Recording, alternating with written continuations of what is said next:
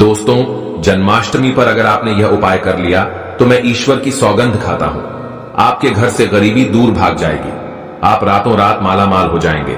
मैं भगवान कृष्ण की सौगंध खाता हूं। इस वीडियो को अंत तक देखें। आपका भाग्य ना चमक जाए तो मुझे बताना, लेकिन वीडियो पूरा ही देखना, एक लाइक जरूर करें। अगर आप भगवान कृष्ण से प्यार करते हैं, लड्डू गोपाल से प्यार करते हैं, राधा रानी से प्यार करते हैं, तो एक लाइक जरूर करना।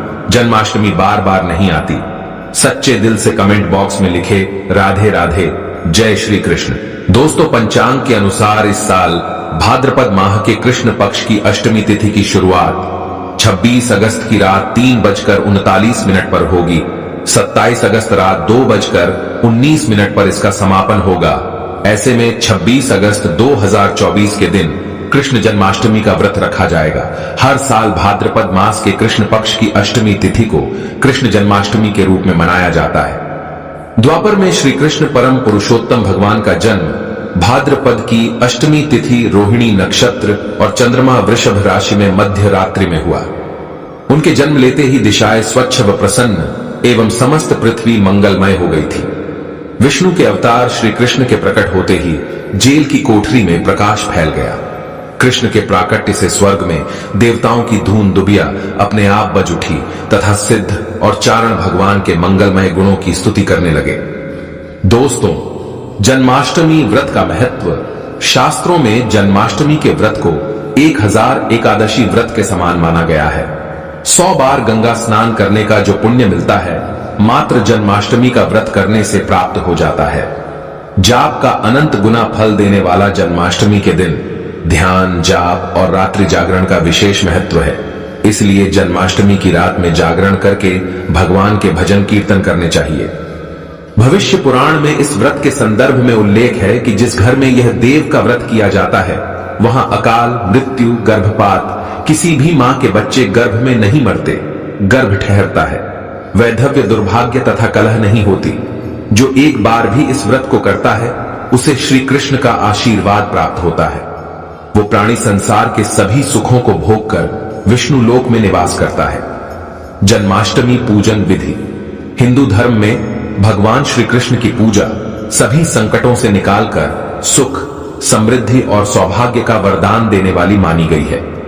जन्माष्टमी के दिन प्रातः जल्दी उठकर स्नान आदि से निवृत्त होकर स्वच्छ वस्त्र धारण करें। इसके बाद पूर्व या उत्तर की ओर मुख्य करके व्रत का संकल्प लें। अगर नॉर्थ ईस्ट में भगवान कृष्ण को लगाया जाए तो आप अपने जीवन में धर्म युद्ध में खड़े हैं, कर्म क्षेत्र में खड़े हैं, तो वहां आपकी जीत सुनिश्चित है और आपकी जितनी भी परेशानियां हैं उन्हें कान्हा दूर कर देते हैं। माता देवकी और भगवान श्री कृष्ण की मूर्ति या चित्र पालने में स्थापित करें। पूजन में देवकी वासुदेव, बलदेव, नंद, यशोदा आदि देवताओं के नाम जपें। रात्रि में 12 बजे के बाद श्री कृष्ण का जन्मोत्सव मनाएं। दोस्तों, जन्माष्टमी पर कान्हा को पीले चंदन या फिर केसर का तिलक जरूर लगाएं। साथ ही साथ उन्हें मोर का मुकुट और बांसुरी जरूर अर्पित करें। लड्डू गोपाल को पंचामृत से अभिषेक कराकर भगवान को नए वस्त्र अर्पित करें एवं झूला झुलाएं। तुलसी डालकर माखन, मिश्री व धनिये की पंजीरी का भोग लगाएं। तत्पश्चात आरती करके प्रसाद को वितरित करें। दोस्तों, कृष्ण जन्माष्टमी कब है? पंचांग के अनुसार इस साल भाद्रपद माह के कृष्ण पक्ष की अष्टमी तिथि की शुरुआत 26 अगस्त की रात 3:39 पर होगी। 27 अगस्त रात 2:19 पर इसका समापन होगा। ऐसे में 26 अगस्त 2024 के दिन कृष्ण जन्माष्टमी का व्रत रखा जाएगा। कृष्ण जन्माष्टमी की पूजा मध्य रात्रि की जाती है, इसलिए इस साल भगवान श्री कृष्ण का जन्मोत्सव 26 अगस्त 2024 सोमवार को मनाया जाएगा। दोस्तों, चलिए जानते हैं जन्माष्टमी पर श्री कृष्ण की जन्म कथा। दोस्तों, जन्माष्टमी की यह कथा चुपके से भी सुनने से समस्त तकलीफें, बीमारियां सब समाप्त हो जाती हैं। पितृदोष, मंगल दोष, काल सर्प दोष, शनि दोष तुरंत ठीक हो जाते हैं। आइए सुनते हैं जन्माष्टमी की कथा।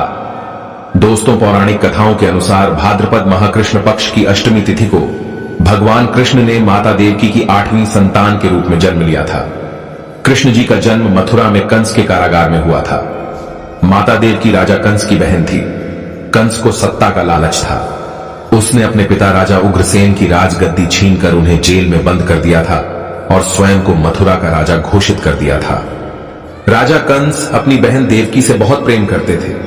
उन्होंने अपनी बहन का विवाह वासुदेव से कराया था, लेकिन जब वह मां देवकी को विदा कर रहा था तभी एक आकाशवाणी हुई कि देवकी का 8वां पुत्र कंस की मौत का कारण बनेगा। यह सुनकर कंस डर गया। उसने तुरंत अपनी बहन और उनके पति वासुदेव को जेल में बंद कर दिया। उनके आसपास सैनिकों की खड़ी पहरेदारी लगा दी। कंस अपनी मौत के डर से देवकी और वासुदेव के साथ संतानों को मार चुका था। कृष्ण जी का जन्म इसके बाद भाद्रपद महाकृष्ण पक्ष की अष्टमी तिथि को रोहिणी नक्षत्र अंधेरी रात में भगवान कृष्ण ने देवकी की 8वीं संतान के रूप में जन्म लिया। श्री कृष्ण के जन्म लेते ही कोठरी प्रकाशमय हो गई। आकाशवाणी हुई कि विष्णु जी ने कृष्ण जी के अवतार में देवकी के कोख में जन्म लिया है। उन्हें गोकुल में बाबा नंद के पास छोड़ आए और उनके घर एक कन्या जन्मी है। उसे मथुरा लाकर कंस को सौंप दे। कान्हा चले गोकुल धाम। आकाशवाणी सुनते ही वासुदेव के हाथों की हथकड़ी खुल गई। सभी पहरेदार सोने लगे। कान्हा को एक टोकरी में बाल गोपाल को रखकर सिर पर रख लिया और गोकुल की ओर चल पड़े। कान्हा को गोकुल धाम ले जाने में वासुदेव को कई मुसीबतों का सामना करना पड़ा। यमुना नदी कृष्ण जी के चरणों को स्पर्श करने के लिए उफान पर आ गई, लेकिन चरण स्पर्श के बाद वो फिर से शांत पड़ गई। वो कान्हा को बाबा नंद के पास छोड़ आए और गोकुल से कन्या को लेकर वापस लौट आए। जेल अपने आप बंद हो गया और उनके हाथों में हथकड़ियां लग गई। कन्या के रोने की आवाज सुनते ही सभी पहरेदार उठ गए। कंस बंदी गृह आया। वो कन्या को देवकी और वासुदेव की 8वीं कन्या समझ उसे मारने चला, लेकिन वो आकाश में उड़ गई और फिर से आकाशवाणी हुई कि कंस को मारने वाला अब इस दुनिया में पैदा हो चुका है। बाबा नंद और उनकी पत्नी मां यशोदा ने कृष्ण जी का पालन पोषण किया।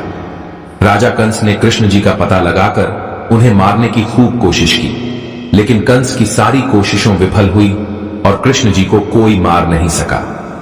अंत में श्री कृष्ण ने कंस का वध किया।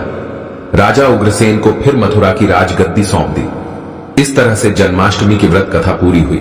दोस्तों, आगे बढ़ने से पहले कमेंट बॉक्स में अपनी राशि भी डाल दीजिएगा। यदि हमारे पास कोई उपाय होगा तो वो आकर हम आपके कमेंट के रिप्लाई में बता देंगे। दोस्तों, जन्माष्टमी पर भूलकर भी ना करें। ये गलतियां तुलसी को लेकर ना करें। ये गलती जन्माष्टमी के दिन भूलकर भी तुलसी की पत्तियां तोड़ने से बचना चाहिए। दरअसल शास्त्रों में कहा गया है कि कृष्ण भगवान विष्णु के अवतार हैं और उन्हें तुलसी अति प्रिय है। ऐसे में इस दिन तुलसी की पत्तियां नहीं तोड़नी चाहिए। जन्माष्टमी से पहले आप तुलसी तोड़कर रख लें। बिना तुलसी के जन्माष्टमी का पर्व अधूरा है। भगवान कृष्ण किसी भी ऐसे भोग को स्वीकार नहीं करते जिसमें तुलसी पत्र ना पड़ा हो। ऐसा भोग पाप के समान होता है, जहरीला माना जाता है। चावल खाना, ये बात तो सभी जानते हैं कि एकादशी के दिन चावल नहीं खाने चाहिए, लेकिन बहुत ही कम लोग जानते हैं कि जन्माष्टमी के दिन भी चावल को खाना वर्जित होता है। चाहे आप व्रत रखें या ना रखें, लेकिन जन्माष्टमी के दिन चावल खाना शुभ नहीं माना जाता। तामसिक भोजन, जन्माष्टमी के दिन तामसिक भोजन वर्जित माना जाता है। ऐसे में इस दिन मांस, मदिरा, प्याज और लहसुन नहीं खाना चाहिए। इस दिन गलती से भी लहसुन प्याज का खाना कभी मत बनाना, क्योंकि राहु केतु के कारण ही लहसुन प्याज की उत्पत्ति हुई है और भगवान विष्णु और राहु केतु के बीच में भीषण शत्रुता होती है। अनादर करना, भगवान कृष्ण के लिए सभी भक्त एक समान होते हैं। ऐसे में इस दिन किसी भी व्यक्ति का अनादर करने से बचना चाहिए। एक बार भगवान कृष्ण के भक्त ने एक व्यक्ति का अपमान कर दिया था। उसी क्षण भगवान कृष्ण ने अपने भक्त को श्राप दिया था, इसीलिए किसी का भी अपमान ना करें। गाय को सताना, गाय भगवान कृष्ण को बहुत ही प्रिय है, क्योंकि कृष्ण अवतार में उनका पालन पोषण एक ग्वाले के घर में हुआ था। ऐसे में जन्माष्टमी के दिन किसी भी गाय और बछड़े को भूलकर भी नहीं सताना चाहिए। भगवान कृष्ण गाय को सबसे प्रिय मानते हैं। गाय माता को सबसे ज्यादा प्यार करते हैं, इसीलिए गाय को इस दिन रोटी, फल वगैरह मिठाई अवश्य खिलाएं। जन्माष्टमी के दिन केवल सात्विक खाना खाएं। जन्माष्टमी व्रत में दूध और दही जरूरी है। व्रत के दौरान ताजे फलों के शेक, लस्सी, छाछ या दूध का मजा ले सकते हैं। नारियल पानी पी सकते हैं। जन्माष्टमी के दिन पेड़ों को काटना भी अशुभ माना जाता है। श्री कृष्ण हर चीज में बसते हैं और हर चीज उनमें बसती है, बल्कि हो सके तो इस दिन ज्यादा से ज्यादा पेड़ लगाने चाहिए। इससे घर और परिवार में सुख और शांति बनी रहती है। भगवान कृष्ण सदा पीपल के वृक्ष में रहते हैं। पीपल वृक्ष पर जन्माष्टमी पर जल अवश्य अर्पित करें। इससे वो प्रसन्न जल्दी होते हैं। दोस्तों, जन्माष्टमी के दिन ब्रह्मचर्य का पालन करना अनिवार्य होता है। इस दिन पूरे पवित्र मन तन से भगवान की पूजा करनी चाहिए। कम से कम इस दिन पत्नी से दूर रहना चाहिए। जो पति पत्नी जन्माष्टमी पर एक दूसरे से दूर रहते और संयम और नियम का पालन करते हैं तो उन्हें एक सुशील और सुंदर पुत्र की प्राप्ति होती है। ऐसे बालक का मुख भगवान कृष्ण की तरह होता है और शरीर भगवान कृष्ण की तरह कोमल होता है। जो लोग इस दिन व्रत रखते हैं तो उन्हें रात में 12 बजे से पहले अपना व्रत नहीं खोलना चाहिए। उससे पहले व्रत खोलने से पूजा का फल नहीं मिलता है और व्रत भी अधूरा माना जाता है। जन्माष्टमी पर करें इन मंत्रों का जाप। भगवान कृष्ण की कृपा से आपकी समस्त गरीबी दूर हो जाएगी। आप धनवान हो जाएंगे, माला माल हो जाएंगे। आपके घर में राधा रानी की कृपा बरसेगी, माता लक्ष्मी की कृपा बरसेगी। दोस्तों, श्री कृष्ण मंत्र कृम कृष्णाय नमः। भगवान श्री कृष्ण के इस मंत्र का जाप करने से धन धान्य की प्राप्ति होती है। ऐसे में जन्माष्टमी के विशेष अवसर पर इस मंत्र का जाप करने से साधक को शुभ फलों की प्राप्ति होती है। हरे कृष्णा कृष्णा कृष्णा हरे हरे, हरे राम राम राम हरे हरे करने से भगवान कृष्ण के कान खड़े हो जाते हैं। वो भक्त की पुकार अवश्य सुनते हैं। कम से कम इसका जाप 21 बार अवश्य करें या 108 बार भी आप कर सकते हैं। बहुत ही शुभ माना जाता है। दोस्तों, जन्माष्टमी पर जो स्त्री भगवान लड्डू गोपाल को झूला झुलाती है उसे अनंत काल तक बांझपन का सामना नहीं करना पड़ता है। भगवान लड्डू गोपाल की कृपा से ऐसी स्त्री को सुंदर पुत्र की प्राप्ति होती है। दोस्तों, जन्माष्टमी पर मोर पंख अवश्य लाएं और मंदिर में स्थापित करें। भगवान कृष्ण की बंसी जन्माष्टमी पर अवश्य लेकर आए। अगर आप व्रत रख रहे हैं तो भगवान लड्डू गोपाल के खिलौने आदि जरूर लेकर आना। इसे लाना मत भूलना। और जन्माष्टमी पर कौड़ियां आप ला सकते हैं। भगवान कृष्ण की स्थापना कर सकते हैं। इस दिन गलती से भी किसी भी व्यक्ति को गिफ्ट के तौर पर भगवान कृष्ण को उपहार में कभी मत देना।